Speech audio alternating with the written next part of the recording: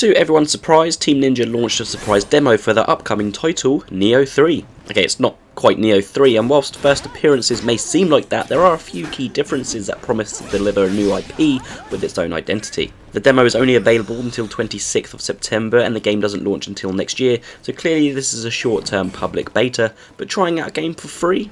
You won't find me complaining. Starting off with a limited character creator due to most options being unavailable, I decided not to spend too much time on this and jump straight in. But do you like my new hair? There are 5 playstyles to choose from, which essentially decide your starting spells, fire ability, stealth, the ability to summon stone pillars. Much like Nioh, this is a Souls-like Japanese RPG with a huge dong of an emphasis on loot. I mean, look at what I have here. This is only about 7 minutes into the game. Please have a decent filtering system upon launch. These RPG systems are pretty much copy and paste, but the combat has a few key changes, some that work and some that need some work.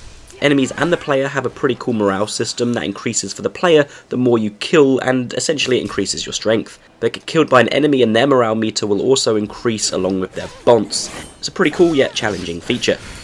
The dodge and parry system though are both triggered by the circle and B button, and it felt kind of weird and more difficult to pull off than it really needed to be. I hope they find a way around this to make it a bit easier for the player. There are a few key differences here to give its own identity, but if you're not a fan of the more loot focused and much faster paced combat, then I don't think Wolong is going to do anything to change your mind, especially if you're not a fan of the Nioh games.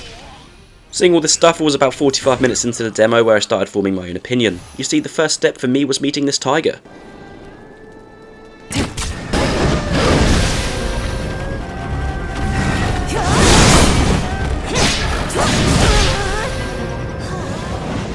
You see, it made me realise something. I just really couldn't care less at this point. To be honest, when I saw the demo had released, I thought it was for Black Myth before I realised there was no monkey option for the character. But that's my bad, not blaming anyone there. Buzz for this game though. I predict Shadows will die thrice.